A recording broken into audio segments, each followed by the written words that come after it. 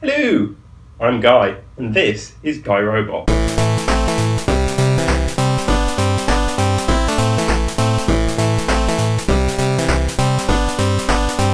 So, welcome to another episode in my blockchain bonanza. This is my crazy month where I've decided for some reason I'm going to do a video on blockchain every single day to make up for doing no videos last month. In case you wonder where I was, I've been working on my startup, Smart Investment Fund, which is a blockchain crypto trading fund.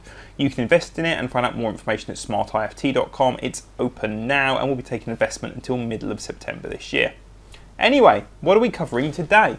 Well, the last few videos we've looked at miners, proof of stake, proof of work, proof of capacity, and the idea being that a miner secures the network. But what do they secure it from? Well, today we're going to look at 51% attacks, which are one of the most stated things that can happen to a crypto network.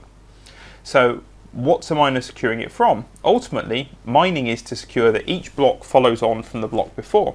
And as long as 51% of the network agree that this sequence of blocks is correct, there is one endless chain. And if a few miners temporarily go off and they realise that they've gone a bit wild and the rest of the network thinks that, then they go, whoops, sorry, they join back onto that one and resubmit their transactions.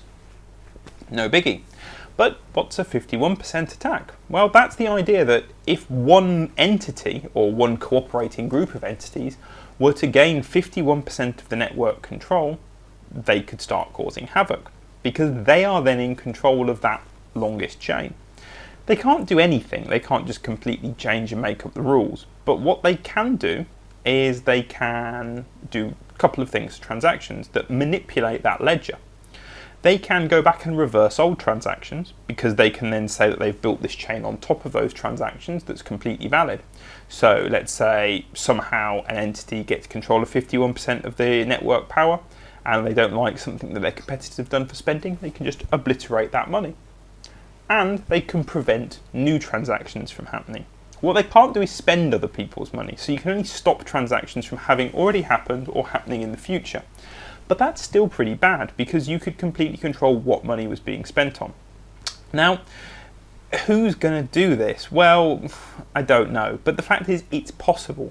There are two big groups that could do it. One is a government entity and the other one is a mining pool. Mining pools theoretically have the power to do it if a couple of them cooperated together, where they might, for example, just stop all other mining pools' blocks being valid. If they're saying our blocks are the valid ones and they stop another mining pool from creating them, then they could potentially stop funds that would benefit other people. The flip side is, why would a government do it? Well, I think at some point governments might not like the idea of cryptocurrency, and although Bitcoin is worth billions of dollars, and although it would cost you billions of dollars if you wanted to go and buy the equipment, you could just go and buy enough equipment to have the hash rate.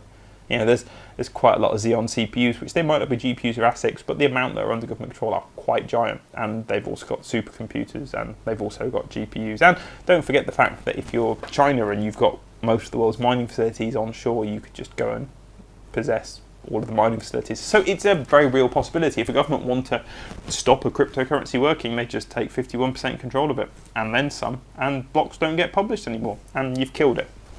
Something with proof of capacity, even easier, you just need a lot of storage. Well, there's a lot more storage out there than is used for mining. So it's something that can definitely happen, but it hasn't really happened to any big extent intentionally yet.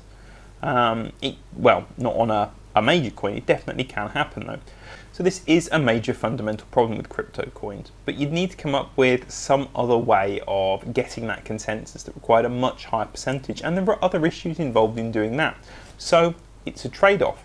And the idea theoretically should be that if actually enough people were to do this, like say the government were to get 51% control of the Bitcoin network, well, you could theoretically have the remaining 49% just go, we're ignoring you. And there could be code pushed out that completely ignores the rest of the network, and then you'd have the government-controlled Bitcoin and the free and open Bitcoin, and it would negate the point of it. So to some extent, this is pointless. However, where you could use it is one organisation that gains 51% of control and just every now and then just tweaks one transaction to stop someone else making some money. And that, gradually over time, really does undermine the purpose of the technology being secure and reliable. So it is something to consider about the long-term future of cryptocurrencies, but not something to let you not have a sleep over tonight. Hope you enjoyed this video. This is part of my blockchain bonanza. Don't forget to look at my blockchain startup over at smartift.com. And also don't forget to check me out on Twitter at GuyRobotTV, and I'll catch you next time. Thanks.